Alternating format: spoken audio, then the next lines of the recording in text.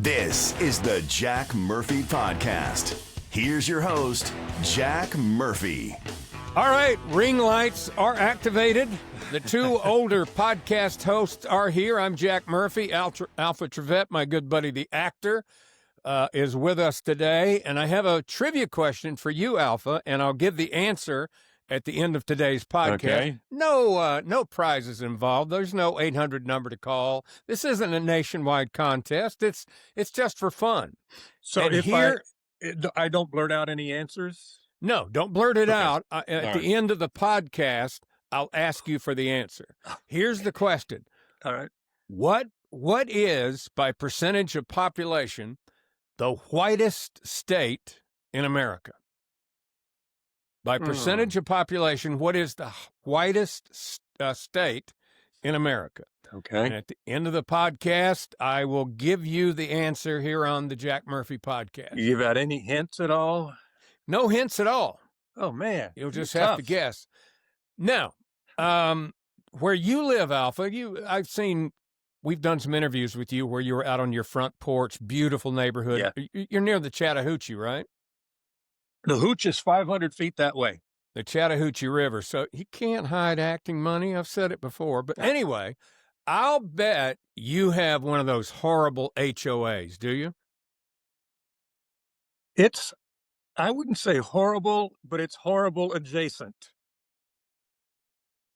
Meaning you're not actually in the HOA, or they're I'm definitely- almost yeah, we horrible. are. They're just not quite there yet. We're in the HOA whether we want to or not. And I have Okay. had some disagreements with the HOA, and I Right. suspect there will be more. Well, that's the thing about the HOAs is that Yeah. you don't get a choice as to whether or not you're in them Right. or not. If you move into the neighborhood and they have one, you're stuck with the HOA.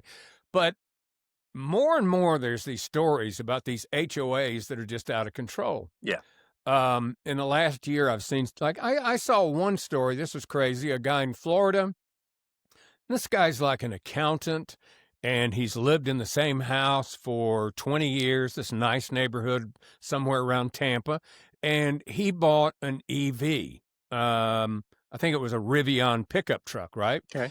And I don't know, if you know anything about EVs, you don't want to park the EV inside your garage, Right. because if you have a fire, Boom. Yeah. it's over. So he parks the EV out in his driveway, and he had I don't know how many thousands of dollars it costs to have one of those fast chargers put in, but he has one put in, and he plugs the EV in at night, and he's just so happy. He's stopping global warming. He's got an $80,000 EV pickup parked out in the front yard to bring up the value of the whole neighborhood. And what Doing his happens? They threaten to take his house away if he doesn't stop parking the truck out in his driveway. Man. And he has to go to court, and he's fighting them. And guess what? He lost. Oh, no. He lost the fight.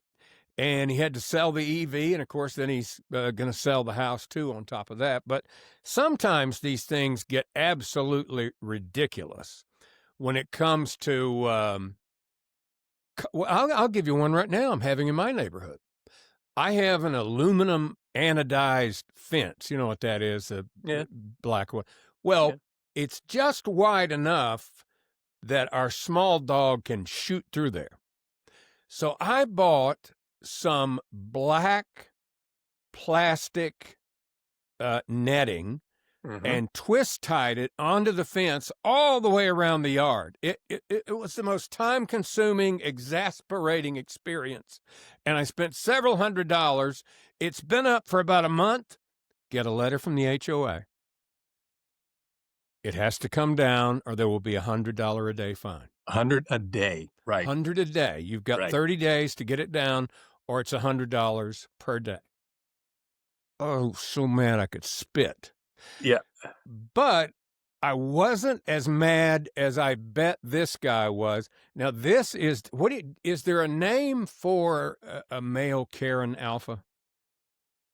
Gosh, there should be. We'll have to come up with one. I think there is. I just can't think of what it is.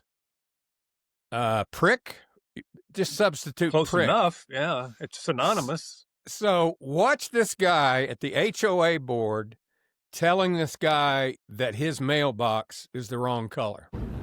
This one is oatmeal mist. It's not eggshell sand. They look the same. They're not the same. Yo, fuck oatmeal mist. You let me catch somebody in this neighborhood painting their mailbox fucking oatmeal mist, we gonna have some problem. Try and paint your mailbox oatmeal mist like we ain't gonna notice. Some bullshit. Go get some eggshell sand like the rest of us and get rid of that oatmeal mist bullshit. Have you ever looked at paint colors and names? Yes, I have, and it's I hate to even go in that department. Yeah. You know, if you go to Lowe's or Home Depot, the first thing is if it's not a busy Saturday, well, if it's a busy Saturday, you're going to have to wait on about 7 Karens who bring a little chip of paint up that they want them to match. Yeah. And if it's a weekday, there's not going to be anybody there to help you. Trying to pull up some, because I've done some painting here in my house, my bedroom and bathroom. Right. And when you try to look at colors, Mm-hmm. I mean, you can't just get a color. It's got to have some unusual name. Goofy name. Yeah. I painted my bathroom, the water closet, night out. There's a sort of a bronze color I want to add to the other wall over there, and it's called umber.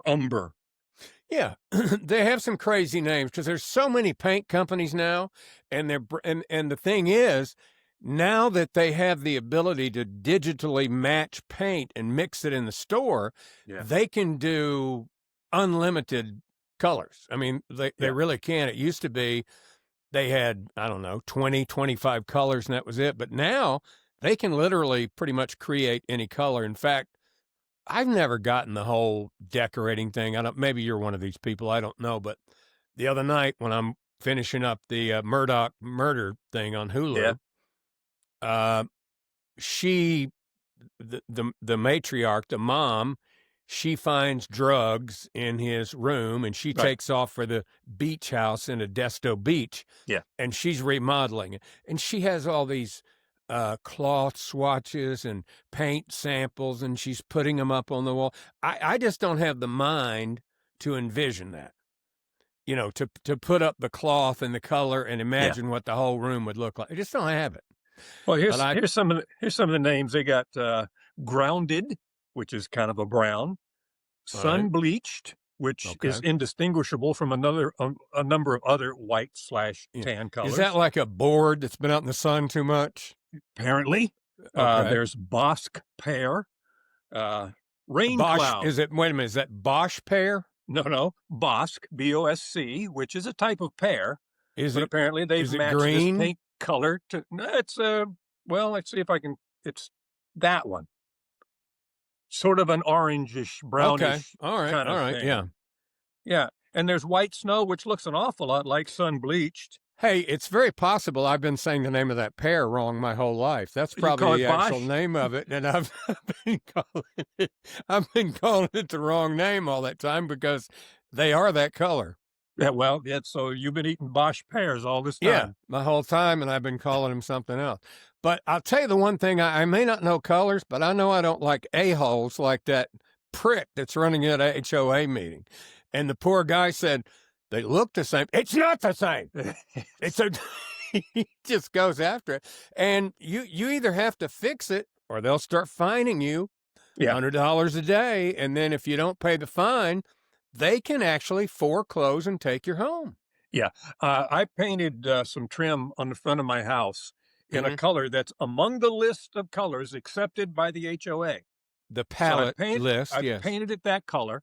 Right. And then they show up and go, you didn't get permission to paint. Yeah, you've got to write them and tell them you're going to do it first. Yeah. And then they'll say, make sure you use the color palette. Right. But you didn't get permission. You didn't ask mommy.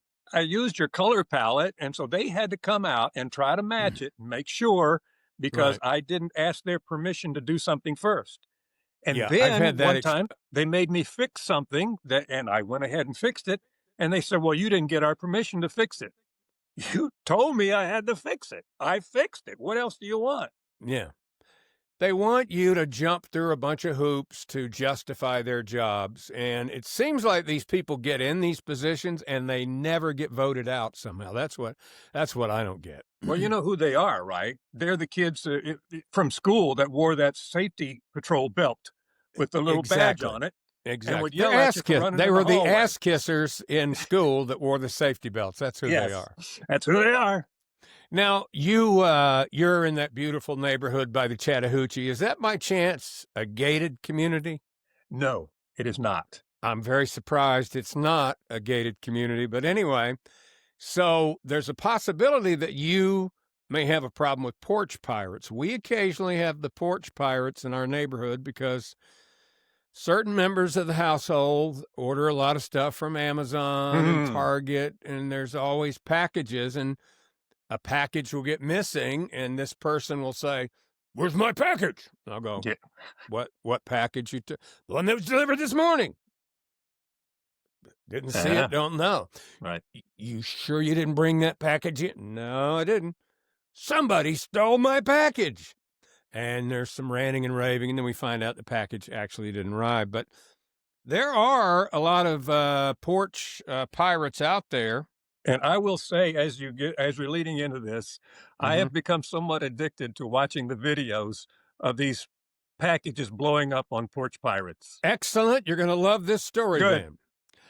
A cross-dressing porch pirate was arrested Wednesday and charged with first-degree theft of property. Now, before we get to the photo of the cross-dressing porch pirate, I'm sort of addicted to the blow-up package myself, but some of them blow up, and I go, I wonder if that person might be able to sue that person. I wonder the same thing.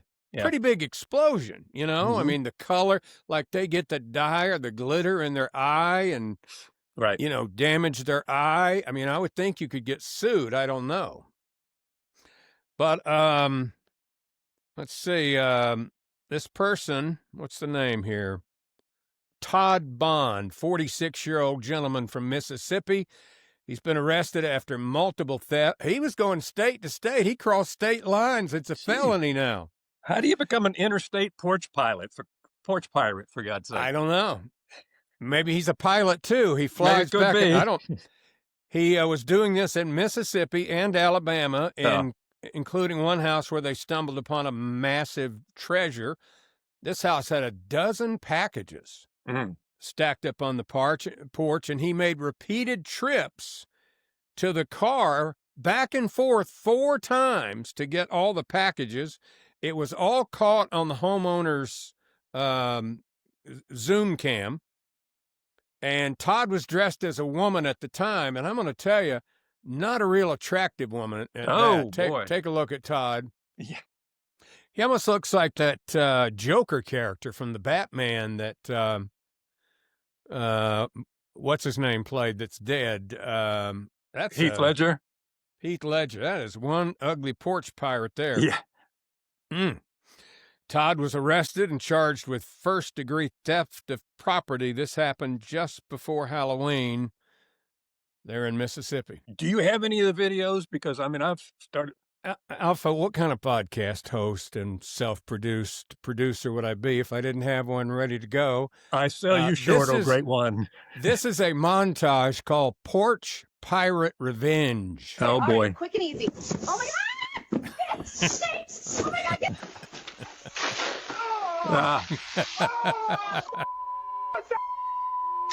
Come on. What the? Huh? Boom. Whoa. Oh, my arm. Forget this.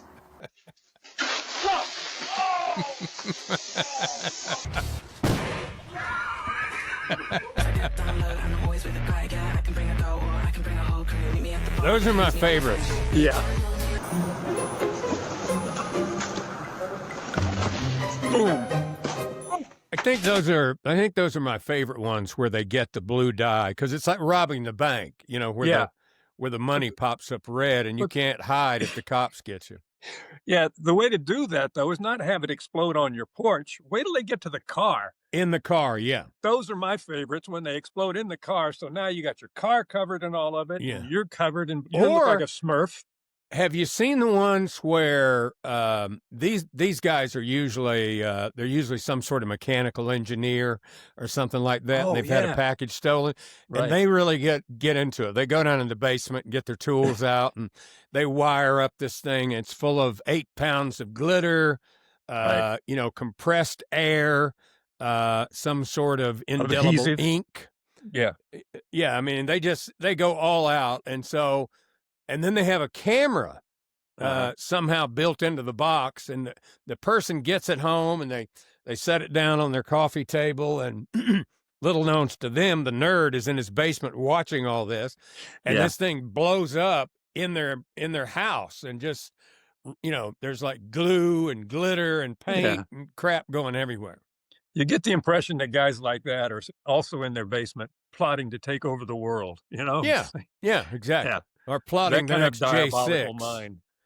They're not right. That's for sure. You don't want to make them mad. They're kind of like Jared Butler's character in that Concerned Citizen. Yes. Yeah. That was a great movie when he finally caught that guy, and he was dressed up like the cop, and he had the cop's gun. Gerard he was going to Butler, shoot him, and he goes, "It's a special thing made from extracted from the liver of a puffer fish. Yeah. You won't be." By the way, speaking of Jared Butler, does he only do bad action movies now? It's all I've seen him do. I mean, of course, God bless him. He's making a fortune, I'm sure, but they're doing a sequel to that asteroid movie. I saw the previews last night. You know the one I'm talking about? Where they try to go there and blow up the asteroid? No, no. This is one where him and his wife, they live in Florida, and the government has been telling everybody that there's going to be a flyby of an asteroid, not to worry about it. That's all a lie.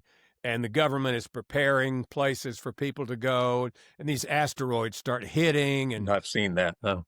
He's it was okay, but they're doing a sequel to it. And the reason probably is because of this one that's coming into our solar system now. We haven't talked about that in a while. Well, I've been watching Avi Loeb. In fact, I put in a request with Avi. I haven't heard back, but my understanding now is it has continued to do weird things, like it has jets out the sides and all that.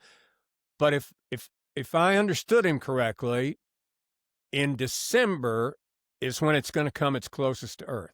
Okay, well, I think December 6th, maybe, or 7th, something like that. Well, he said back in October that you should take your vacation by the 27th of October. So yeah, that's when it was going to go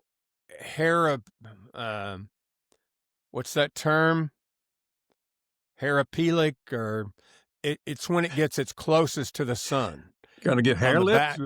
It's when it goes herapelic, and it would get its most energy from the sun. And he thought, well, if it is some sort of bad actor, that's when it'll probably do something, when it gets charged up by the sun. Yeah, and speaking of stuff in the sky, you're actually supposed to be able to see the northern lights tonight. Did you realize that?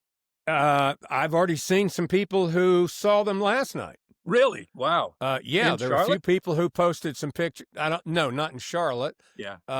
Somebody that I know in Florida has a friend up north somewhere, and he reposted some photos that look pretty cool.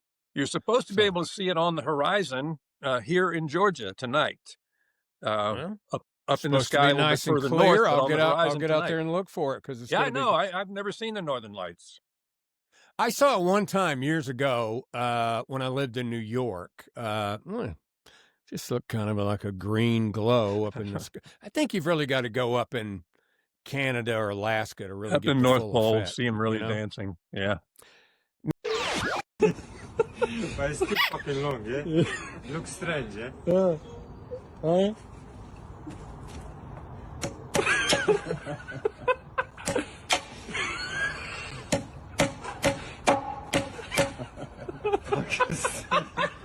I bend the fucking screws. You break some nail.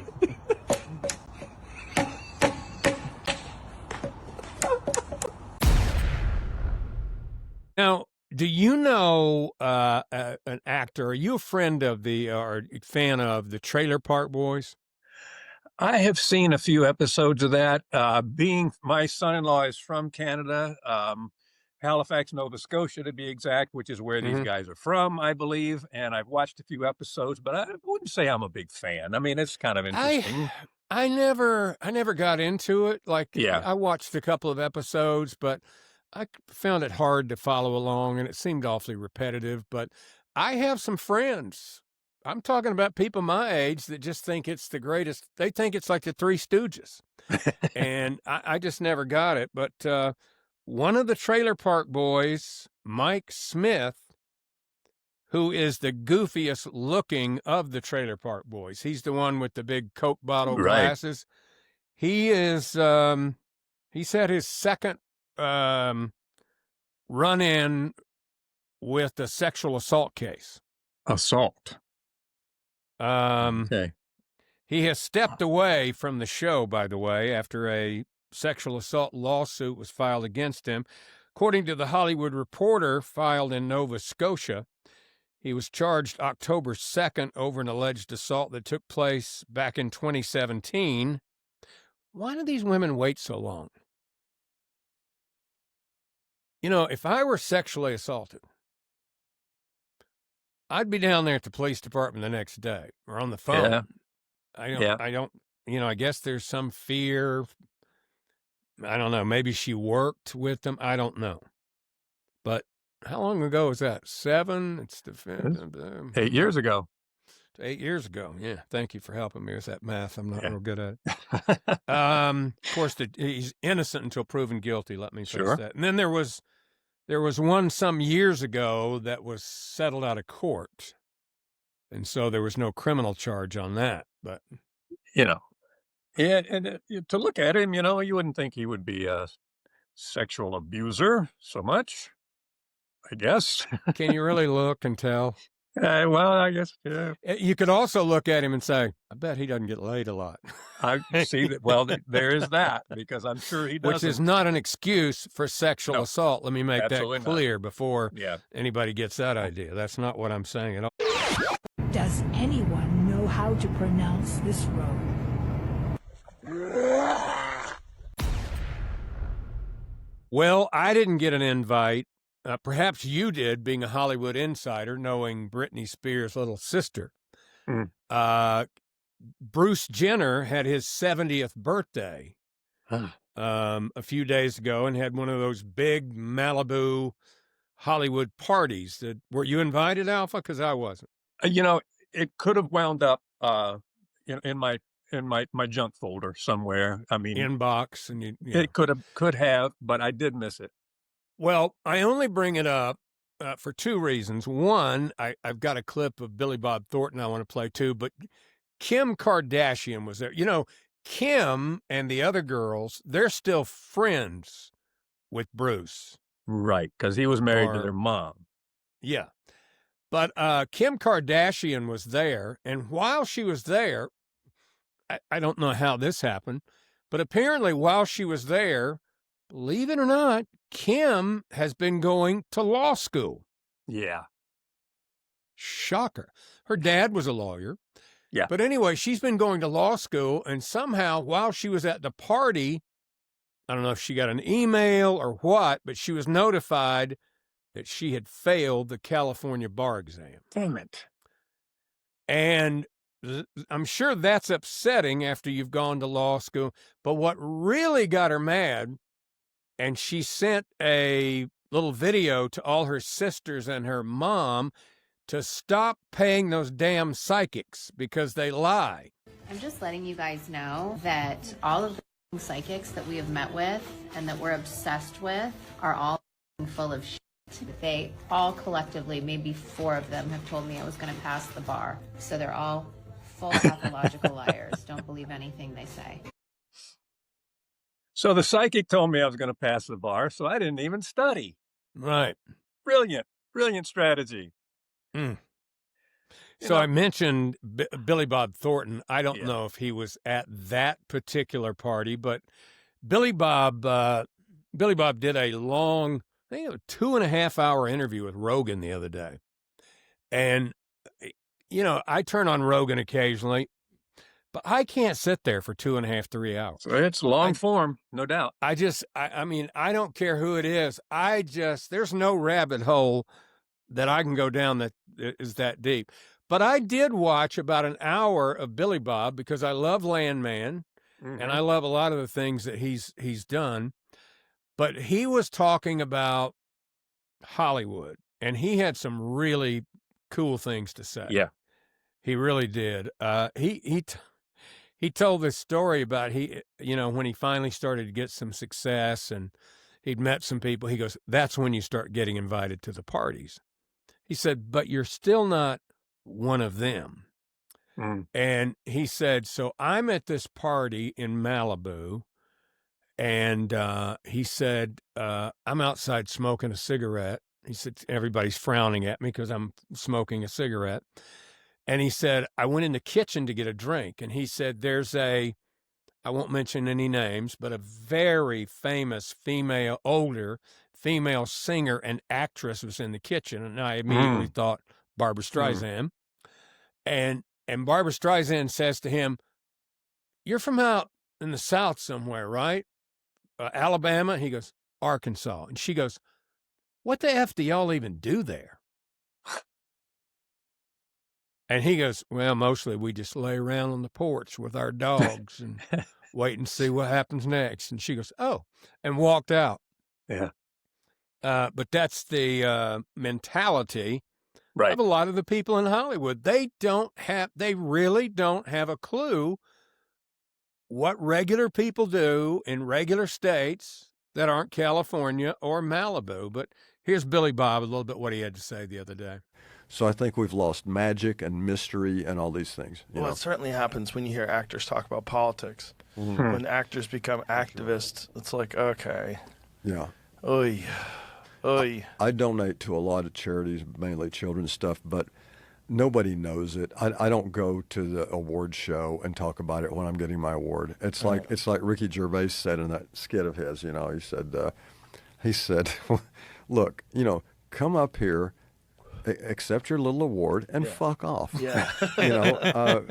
I think, first of all, unless you have really studied stuff and really know about a subject fully, who the hell would want to listen to an actor or a musician talk about politics? That is so true. Right. And Jennifer Lawrence said pretty much same thing just recently. Yeah. She says she doesn't, talk about politics because, if you're promoting a movie, you have a chance of turning off half your audience. And so she keeps it to herself. But the main thing is you're young, you're immature, usually, and because you have this little bit of fame, people confuse that with intelligence and knowledge, and it is neither one. It's not intelligence and it's not knowledge. You just have a little bit of fame. And they can't help themselves using that fame to push some cause that they don't know anything about. And a lot of actors have led a pretty sheltered life. I mean, their circle of friends tend to be very liberal. And so, like Barbra Streisand, who'd never been to Arkansas, apparently, didn't know what other people believe or think or how they live. So he's somebody else. Ken Burns the other day. Did you hear what he said? Ken Burns. Yes. He's got a new documentary, great documentarian. I loved his baseball one. I love the Civil War. The stuff he's done is amazing. I have the clip, by the way, if beautiful. You want it. Yeah. He was talking about PBS NPR funding being cut and what effect it would have. Yeah. It's a big deal. They killed the Corporation for Public Broadcasting. Incredibly short-sighted. It'll hurt mostly rural communities. Maybe that's their intention. There'll be news deserts. Nobody will be covering the school board or the city council meeting. They'll miss not only the children's and primetime programming, but they'll miss. First of all, I have never seen them cover a school board or a city council meeting ever on PBS. Have you? No. Never. Not once. No. Miss, Homeland Security stuff, I've never seen stuff, continuing education, classrooms of the air, warning stuff that comes from the PBS.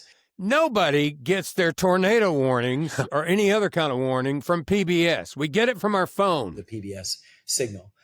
We've been hit, but we'll recover. I'm worried about somebody who's coming up right now that has a lot of talent that's not going to get a grant to do that. The American experience has been put consciously on hiatus for a while. It will be revitalized. It's got an incredible back catalog that can help remind us about what it is. It's not all doom and gloom. PBS has not been cut. It will take a hit. It's had to lay off lots of people at the national level as a kind of protective measure to try to get leaner as we face these things. Just like other broadcasters have had to. Yeah. And, they say they're not for profit. I hear more commercials and sponsorships on there than I do anywhere. This special brought to you by a grant from SmithKline Glaxo, the drug company, and the Earl P. Johnson Foundation. And then they go, and people like you. Yeah. Like, all they do is beg like for you. money. Yeah. It's like a Jerry Lewis freaking telethon now. Remember, this hour we need 4,000, or one of those TV preachers. This hour we need 100 more people to give $1,000 each so we can keep bringing you these great programs that we're bringing you here on NPR that would not be possible without people like you and Pfizer. Send us $100 right now, and you will receive a blessing and miracle by tomorrow morning. But I made a discovery here in Charlotte a couple of years ago. A friend of mine called me and said, hey, there's a really good special on PBS you should watch. It's the history of country music. And I said, okay, I'd like to see that. And so I couldn't pick up the PBS station with my digital antenna. Couldn't pick it up. Okay. So I went online and I got that. Well, there it is. PBS app. Got the PBS app. Guess what? You have to pay and join to view the programming. I thought it was public for free for the public. Public. Yeah. It's not. Yeah.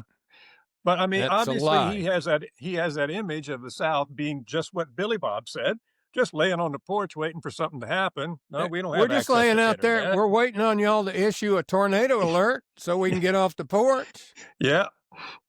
Yeah. That's all we're doing. Life hadn't been the same since the hogs ate Grandpa. We just finished watching your Civil War thing. We was out here trying to catch a break, and there might be a tornado coming. And Ken, thank you. We'll get in there and turn on the PBS. Yeah. They're just so out of touch. They really are. My partner I worked with for 25 years, we were between radio jobs, and we interviewed at a station down in Orlando that was an adult contemporary station. And we were a fun morning show. We had a good time, and we get down there. They flew us down there, so we're down there. And the program director comes in, opens up this book, and starts going through all this stuff. So here's what we believe, and here's what and he says, we're looking for a morning show that will let Barbara Streisand stand alone. I said, I thought if she's across the street, I would let her stand alone. What the hell are you talking about? What? Yeah. What exactly. does that even mean? We didn't know. I mean, we looked at each other and went, okay. I think you dodged a bullet if you didn't get that job. We absolutely did.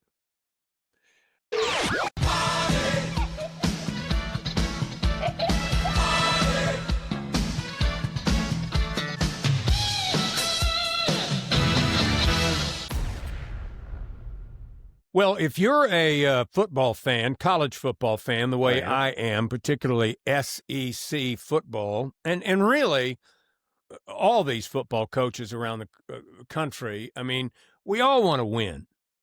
Yeah. But the universities and the college programs have kind of been hit by a double whammy.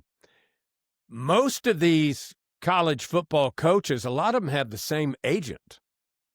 who's been negotiating these deals for him. And now you've got all the players. They have agents, and they're doing NIL deals. And so suddenly you have the haves and the have-nots.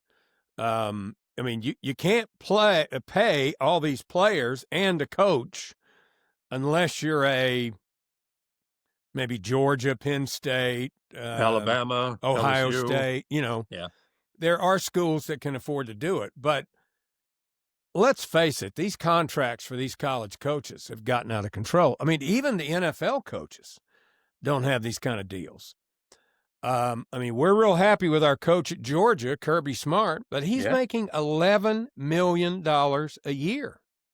Wow. And they all have these deals that are, well, if you fire me, you gotta buy out the whole contract. Mm-hmm. And who's the coach, Alpha, that went from Florida State to Texas A&M and just flopped miserably, but they had to pay him Yes. like $47 million. Ed Ogeron, who was at LSU, wins the national championship, and then the next year he didn't do anything. Right. He stayed drunk and chased women and never came to practice, and they fired him the next year. And I've heard him tell this story. He goes, and they tell me, Ed, we're going to have to get rid of you. And I said, well, I do have that buyout clause in my contract. You're going to have to pay me that $17 million. He said, oh, we're going to honor your contract. I said, which door you want me to leave by, boss? Well, now at LSU, Brian Kelly, who was at Notre Dame, he goes to LSU because he said he couldn't win at Notre Dame with the players that Notre Dame attracted because you had to be smart. You had to be, academically pretty rigorous to go there. So he went to LSU thinking he could get the kind of animals he needed to win.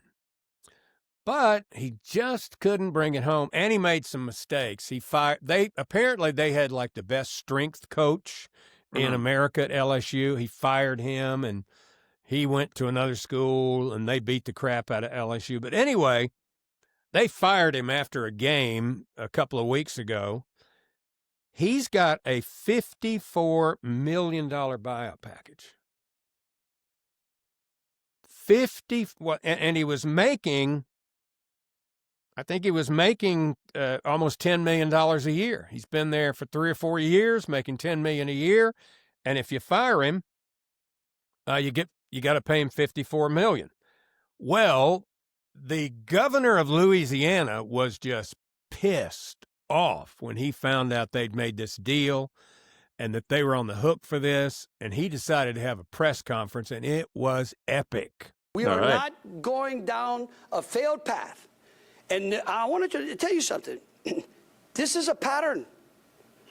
The guy that's here now that wrote that contract cost Texas A&M $70-something million. By the way, that guy's not there anymore. He resigned a couple of days after this speech. Right now, we got a $53 million liability. We are not doing that again. And you know what? I believe that we're going to find a great coach. I mean, maybe we'll let President Trump pick it. He loves winners. I'm not going to be picking the next coach. But I can promise you, we're going to pick a coach, and we're going to make sure that that coach is successful. And we're going to make sure that he's compensated properly. And we're going to put metrics on it. Because I'm tired of rewarding failure in this country and then leaving the taxpayers on the foot, to foot the bill. So, yeah, I absolutely. Who's that? That's a coach. Yeah, what people don't realize, it is the taxpayers who pay for it. These are public universities and public colleges that well, apparently, so they go back to Brian Kelly and they said, hey, we'll give you $25 million. And he goes, and then they went to 30. Now Brian Kelly's saying, hey, either you give me the $54 million or I'm suing you. And I'm not sure Brian Kelly will work again. I'm not sure the guy that was at A&M will work again. God, I can't think of his name. But, yeah, I mean, he'll go in the broadcast booth. Jimbo Fisher. Jimbo Fisher, exactly. Jimbo Fisher. Yeah. And he's already commentating for the ACC network. And Brian Kelly will go in and do NBC or, Fox or somebody. Yeah, so he'll be fine. Yeah, well, he made a fortune at Notre Dame, and he's been making $10 million a year at LSU. He'd be fine if he didn't get a penny of the payout. Right. Or he should be anyway. Yeah, so they're paying him that much money not to coach. I would not coach LSU for a lot less than that. In fact, I would too. I would not coach LSU for $2 million. If you would So you reach think out like to me today, yes, if you would reach out for me today, I would not coach at your disposal. and I would never coach. You pay me $2 million a year? I wouldn't even be an LSU fan. No. I wouldn't wear purple or gold. Nothing. Nothing. I would pull against LSU. That's how serious I would be about it. Yeah, I'd do it for that. Yep, absolutely. But it's a sad state in college football. But college football is not the only place where it's a sad state. The International Olympic Committee is set to ban men identifying as women from all female Olympic events. That's the good news. Yes. The sad news is the state of the world, Alpha, where the results of a study were delivered by medical and scientific director Dr. June Thornton on last November 10th in a closed-door meeting. And this study was designed to determine that if men had an advantage in women's sports because they were bigger, faster, and stronger. Yeah. To me, the sad part is that we had to do a study to determine that, because I think most of us with any common sense, we already knew. Did we need a study? No. Now, granted, there you find some very strong, very sturdy women, and you'll find some very weak men. But by and large, there is no way a female athlete can compete with a male athlete. Listen, at that level, right, in any Olympic sport, I don't care what it is, at that level in any Olympic sport, any man can beat a woman. The worst man in that sport can beat the best woman, period. I saw a funny, what? You remember back a few years ago, they started a professional women's baseball league. They called a team, rather, called them the Silver Bullets, and they were sponsored by Coors. And Phil Necro was the manager of this team.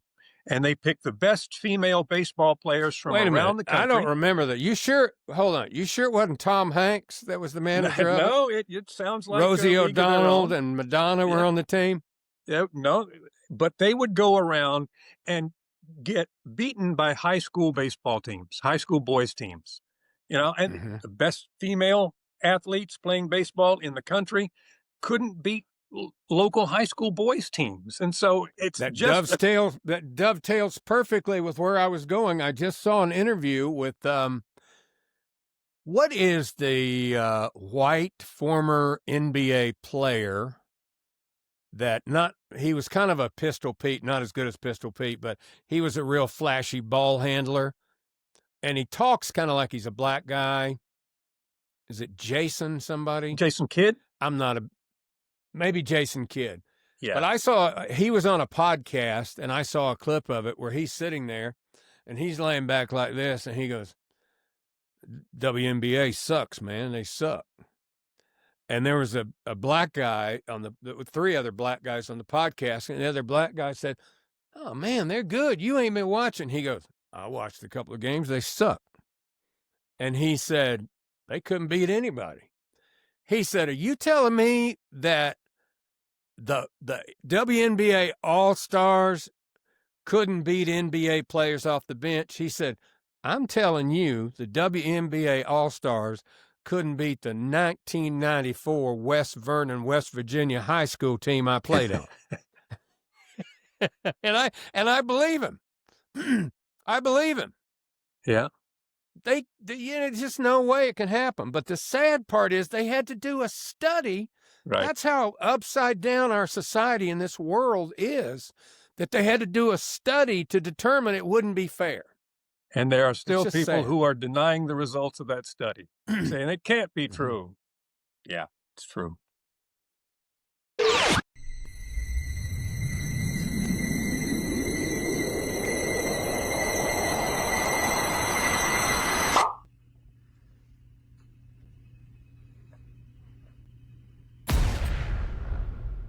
I don't know who this actress is. Perhaps you can enlighten me, Alpha. You're in the industry.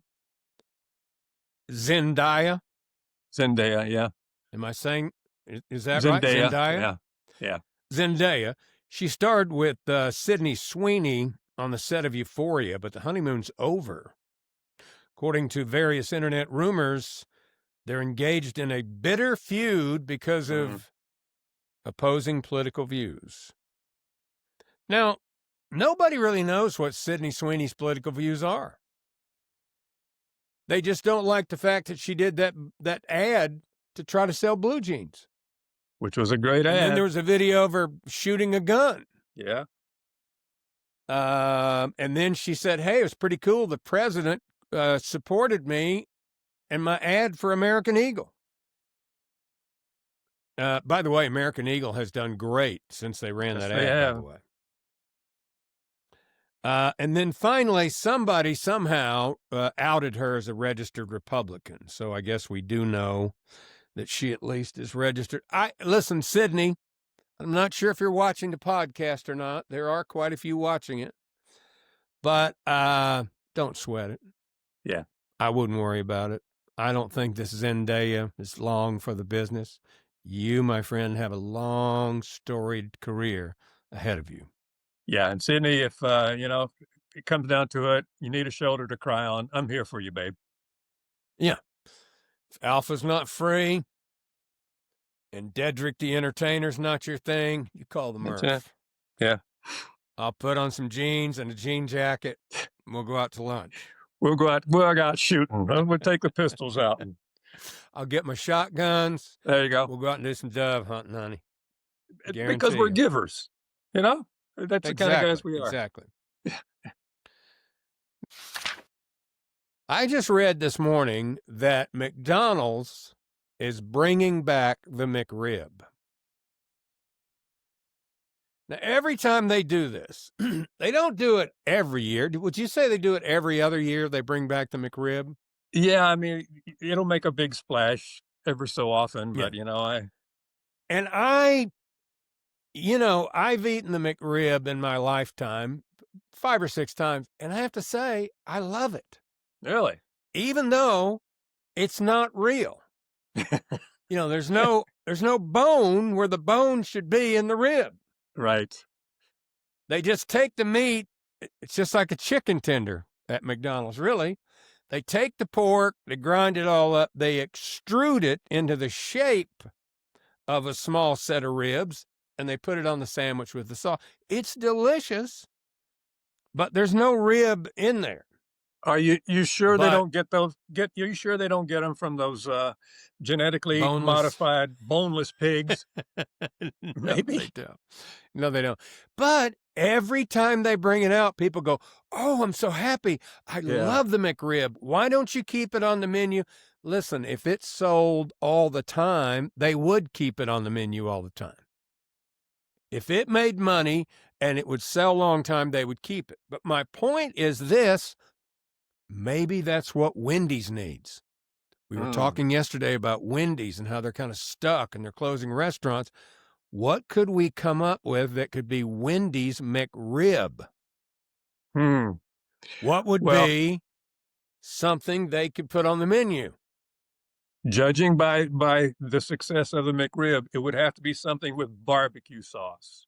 Because I'm thinking you could put barbecue sauce on a dry dog turd and people would eat it. It's just because barbecue sauce. I mean, I don't have any suggestions. I'm just saying Wendy's needs to think about coming up with something like that they could pop on the menu every now and then, and maybe that would solve some of their... When your wife says, correct me if I'm wrong, do not, under any circumstances, correct her. I want to close with this because I think there's a lot of truth to this. There's some new research out from Ohio State University, and I've always wanted to live at the beach. Have you ever wanted to live at the beach? I have, yes. I've always wanted to live at the beach. Yeah. I have interviewed, and I was lucky enough to live in San Diego near the beach. It was too expensive to live at the beach, but I got to go to the beach anytime I wanted to, and it was wonderful. I would go every weekend to the beach and play volleyball on the beach. And if I had a few days off, I didn't go anywhere. I'd go to the beach in San Diego and hang out. I loved living in San Diego. I loved the beach. But there's new research has found that living within 30 miles of an ocean or the Gulf may be linked to longer life by at least a year. Oh, wow. The same is not true for people living near inland bodies of water, lakes. Oh, shit. So if you can, move to the beach. Living near the hooch, not doing me any good at all then, huh? Not doing you any good at all. That's inland water, my friend, not helping you at all. In fact, it's probably loaded with pollutants from the Atlanta businesses and probably doing you harm. Well, I don't drink out of it. I mean, Oh, yeah, you do. Well, the city of Atlanta's water comes from the Chattahoochee. In a roundabout sort of way, but I don't go down and put a straw in the river. And I got you. Well, it's like here, our water supply, if you saw the Catawba River, but that's where our water, it goes into a reservoir and then they treat it. And the water here, you turn on your faucet and it's just like all you smell is chlorine. It's terrible. Yeah. Well, all right, at the beginning of the podcast today, I asked a trivia question. Oh, shit. Yeah. And the question was, by percentage, what is the whitest state in the United States? What's your guess, Alpha? Utah. That's a good guess, but that is incorrect. I'm sorry. Not correct. I'm going to give you one more try. Montana. That is another guess, but that too is even less correct than Utah. The answer is Maine. Oh, okay. Maine is the whitest city in America by population. Even with all thank you very much. Even with all the Somalis that have moved there. Are there a lot of Somalis in Maine too? Yeah, yeah. I didn't know that. I thought they were all in Minnesota. Yeah, same thing, yeah. Well, anyway, thank you for being part of the Jack Murphy podcast today. If you haven't, we would ask you kindly to please get yourself a YouTube account, subscribe to the podcast, like the video, and we will be back tomorrow with another episode of the Jack Murphy podcast. Thanks, Alpha. Appreciate it. Yes, sir. Thanks for watching the Jack Murphy Podcast. Remember to like, subscribe, and ring that bell. Go ahead, ring it. Get alerts when a new episode drops, and tell your friends about the Jack Murphy Podcast. But only the cool friends, please. Tune in next time for another episode of the Jack Murphy Podcast.